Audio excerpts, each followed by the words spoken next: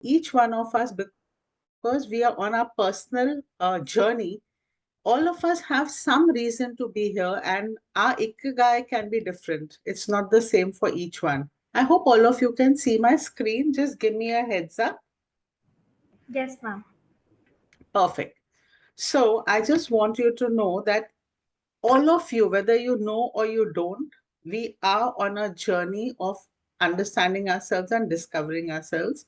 When you were a child, you wore your mother's clothes, the sari, girls draped saris, and boys took a bag and they pretended or they role played that, they become adults and they want to do something.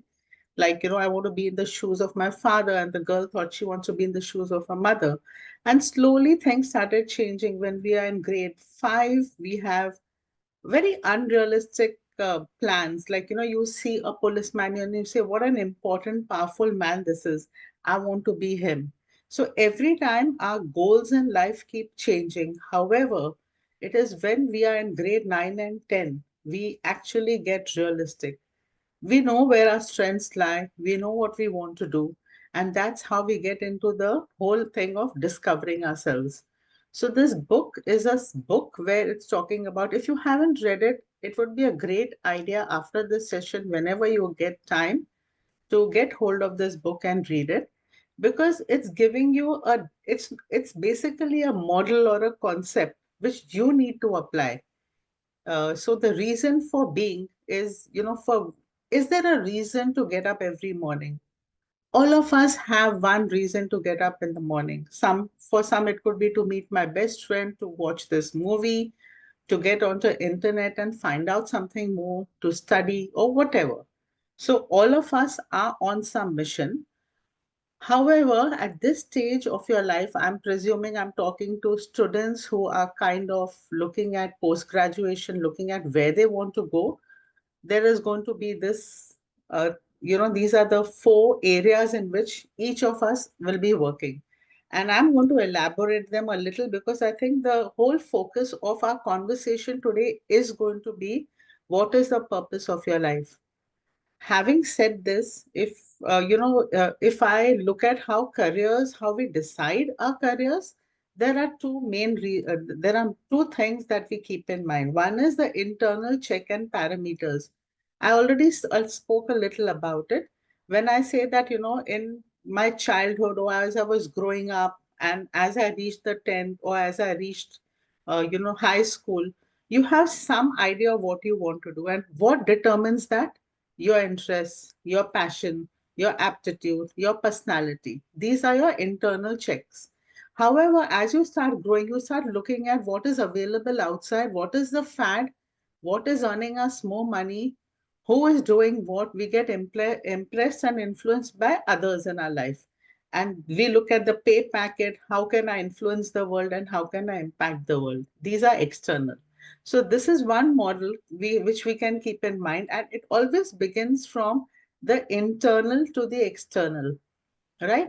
So here, the model that has been given is, the first thing we need to ask, and you've already asked these questions, but this is in a way just putting the Venn diagram together at this point. What are you good at? So that becomes your passion. That is, what you're good at is basically the skill that you already have.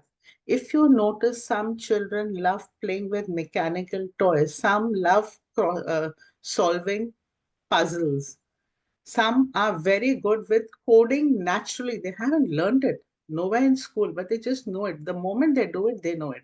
So all of us, some are just good with drawing, some are good with oratory skills.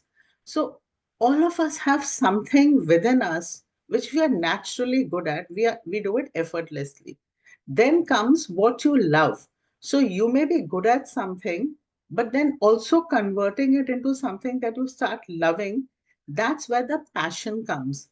Not only you're good at it, but you also enjoy it. Like, for example, you may be good at maths very naturally, but you don't love maths. Then that can't be your passion. Passion is when good at and love meet. So skill meets love is where the passion comes in. The third dimension is, what does the world need? That is there something where, I can contribute to the world. Like there is this girl, that environmentalist, that little girl, what's her name?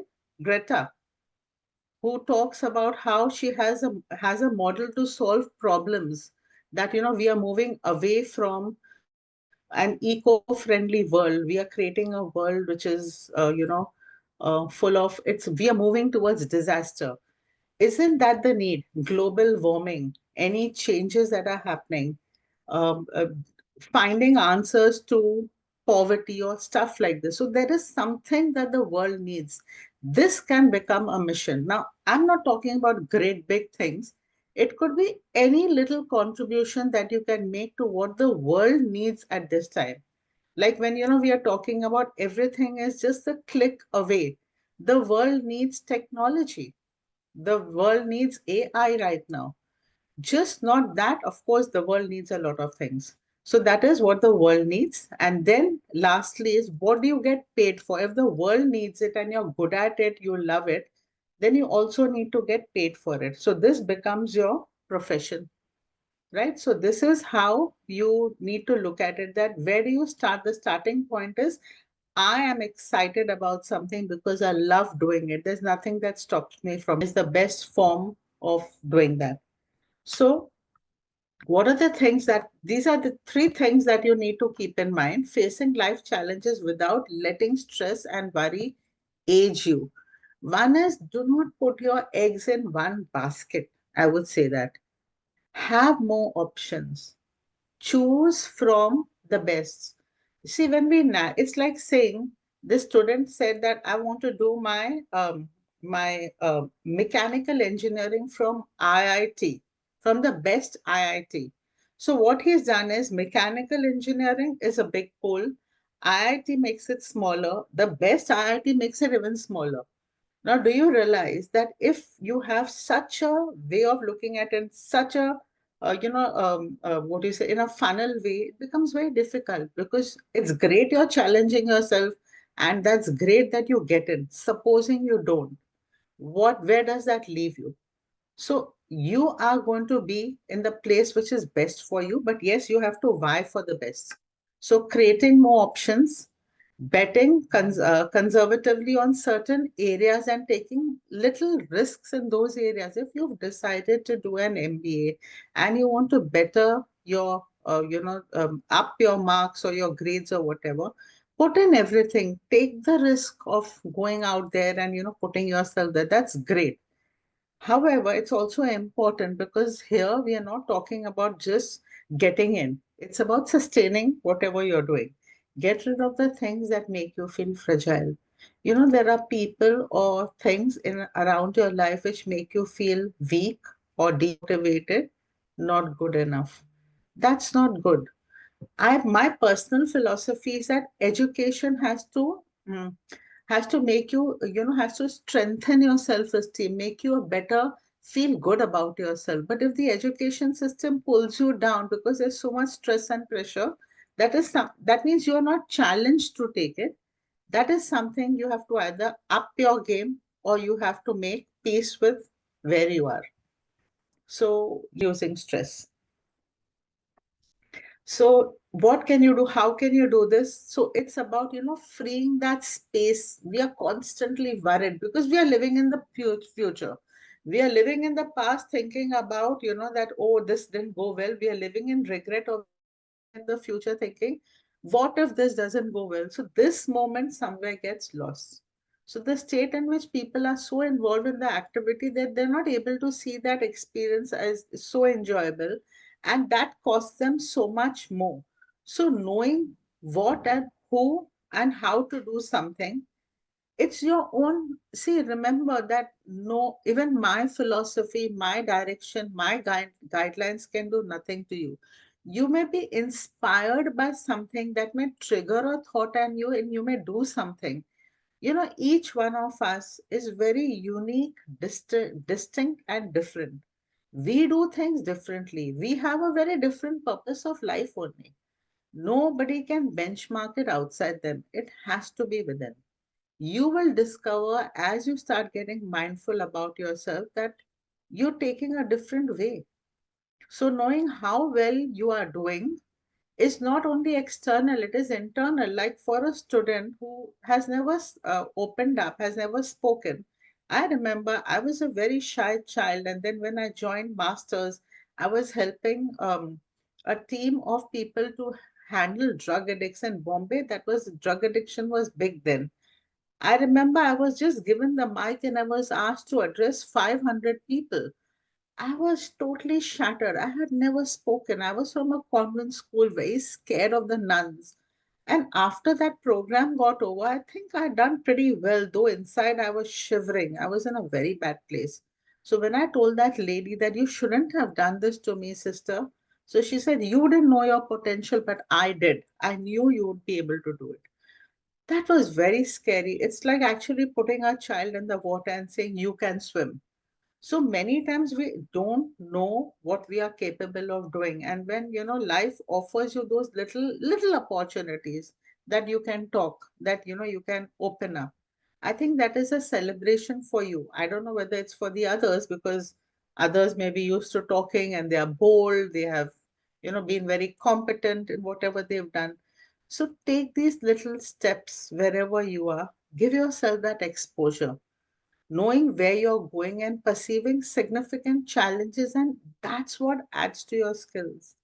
You know that you're getting closer to a better version of yourself. See, remember, the benchmark is not outside. The benchmark is actually inside. I love this. I just wanted to share this. Have you noticed कि हमारे घर पे कोई ऐसे bowl dish टूट जाता है तो what do? We get rid of it. We throw it. In Japan, they have a very different take to this. They feel broken objects are often to be repaired with gold. So if you see, this gold is where the thing has cracked, and the flaw is seen as a unique piece of the object's history, which adds to its beauty. I think it's very deep and profound. Consider this when you feel broken. So only when, these parts which break, light goes through that. So when we are broken, we learn the most because light can go through us, and that becomes our guide at sea. This is something I really loved. I really believe in this candle. We light a diya in front of God. So that's the prayer we have. No, Lord, lead us from in knowledge to knowledge and darkness to light. So with this, I'm going to open it up to questions. I'd love to hear from you what you have. Any Right. Yeah. thoughts? So I think initially I would like to, thank you for this enlightening session, because at this point of time when we are entering into a new year, and all of us are keeping some kind of resolutions in mind. So I think it's a really great start to have those thoughtful words from you, and to actually be on the path of succeeding towards things, and to actually analyze what goals we need to fulfill for the coming time. So thank you, ma'am, for giving us that wider knowledge, and widen our thought process for that. Thank you so much.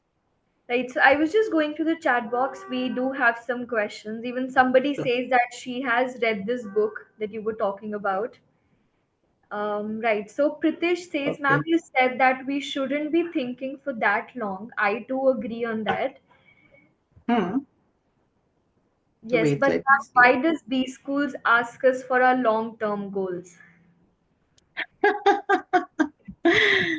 See, very honestly, goals can be divided into immediate, short, long term. It's very difficult in this VUCA world to say, where you're going to be. But it's also a way of, how you look at yourself, what kind of an attitude you're bringing in. Are you realistic? Are you unrealistic? Are you able to convert your skills into reality? So I think those are the things, many times we think that they're measuring your capacity to, how competent you are. It's more of an attitude that gets checked. So I think whatever it may be, whatever the case, whatever their questions, I have fun because I think humor also can add a lot. You can talk about where you started, where you want to go, and you may not be very sure, which is fine. At this stage of your life, you're just starting off. You may have some ideas, and you can always say that, that's the part that will evolve. As you grow, you will know more about yourself. But even I don't think they would know where they are going. So I think that is, it's a very existential question. Interesting, and you can answer it the way you think, uh, what you have in mind. Right, ma'am. The next question is from Vatsal. He says, ma'am, how my Ikigai can help me in my MBA journey. In fact, I want to know how that would happen, because if any of you've done a little work with this right now, it would be useful. So, what I could do is I could share mine, and then, of course, we all have ideas of how we can apply this. So, good at is a skill. What kind of skill set do you have is something you need to figure out. So I remember as a child, or we were in a joint family. I had a lot of little siblings, and when my parents or my other, my uncle aunts went out, it was almost like a given that you are going to keep them busy, entertain them, so that they do not do things, don't go out of the house at night or whatever. So always had stories to tell them. So I became like a storyteller to the family, and making sure that they get their food. I cooked very early in my life. So that became something I was good at, looking after my younger siblings. What I loved doing is feeling like that little mother, who was that protector. And I got this chance. So I loved doing that. Now, when it came to choosing a career, I had good marks, so I thought the best thing is I should take science. Either I should get into medical or engineering, but it has to be science. That's the time my father turned everything around for me. And my second book is on talent to career, because I realized talent should determine where you want to go. So it so happened that he asked me a couple of questions. What are you good at, and why do you think you should be, pursuing something like engineering? And then I realized that I never asked myself this question, because everything was external. I can get a better pay, I'll make more impact, I'll be more influential if I take science. But I did not realize what I'm carrying what I have to offer. So these qualities which I have, the part of me which is social, connecting, communicative, emotional became, I think, was my advantage. So I thought that the world needs psychology, mental sciences, behavioral sciences, and I was very interested in therapies. So that's how I got into psychology. And then, of course, you get paid for it. Today, I'm an international therapist. I love doing what I'm doing. The field is very broad, but I know that this is my niche. This is where I want to be contributing in my life. So setting up, centers, setting up an NGO, a company which is going to cater to the awareness, working with the government, is something I have in mind. It's a larger plan. So it starts off with, if you can understand, a spark that, I can be contributing to my family, to enjoying that contribution, to taking it into the field of education, and then contributing to the larger society. So this is how I look at my ikigai, and I'm sure it would have evoked some thoughts in you about your journey. And let me tell you guys, this is too early. It's not necessary that you have everything down there. No, it could even change. It's like a jigsaw which will keep shifting and changing. So be with it, see what's configuring for you. Amazing. We have another question from Kohinoor. She says, how Ikigai helps when you have conflicting goals in any area. Hmm, that's a good question. So the goals are actually to be separated. What is your personal goal? What's your professional goal? Within your professional goal, also there could be, differences. You may want to do two things which are equally inviting and exciting. Those are the times when you have to take a reality check of, what is it that excites you? Like that question in the beginning, that what would I wake up to? What is it that, would keep me going, keep my light burning? So, is your goal? The question is that, is it coming from outside? Are you doing it because it will get you fame, name, recognition? Then it becomes external. If it is from a passion, a drive, a inner need to do something, I think then that's what the goal would be. And if they clash, then that's the time you need to actually ask yourself, because it's very difficult for me to say what that would be. If there's a clash, then you know that, is it a value clash? Is it that you have too many things which you want to do? So how do you ease yourself? At this time, what is important? And sometimes what happens, that little goal turns out to link to your larger goal also. Like, for example, I was very interested in art as a child. I knew that I could choose, and literature, art and literature and psychology. And for some reason, I chose psychology because it was the easier path. I could not see that coming from art and literature, but I held on to that. Today, I enjoy, I'm a president of a trekker society where we take women trekking. I love going to places and seeing them very differently from what others would see. I'm into Jungian studies because I want to understand, where we come from, what is this collective unconscious. So I've gone back to history, art, and literature in a very different way. So you will realize that whatever field you take, anything that you hold as very valuable to you, you will stay connected to that. And somewhere all fields come together at some point. You may not get it now. You may want to do an MBA with finance and take up a job in a good company, finance company. You'll do all that. But slowly you will link it to something which always spoke to you. So you'll have to wait for that calling. It's a long-term thing. It's not immediate. And I Right. mean it. If there's anything anybody needs, any other help, I'll be happy to be there to help. Great. Anything, ma'am, that you'd like to address to the students right before we wrap up with the session? I think I've said it all, but yeah, I mean, think about whatever, what I would say is that bring it to practice. Whatever you've learned or whatever you think you got from the session, just bring it to practice. Many times we have a good session when I say the session was good, but then it doesn't add value. So do struggle with it. And I want to say that you are the best. Believe that you are the best and you are a work under progress. So just allow yourself to make your mistakes, fall down and get up. And do remember that Japanese vase, because every time you're going to break, there'll be light inside you, which will take you to a very different level. So lots of love, sending you lots of love and praying that, you get the best. Thank you so much, ma'am. Thank you for your valuable time and, coming across with so much of love and affection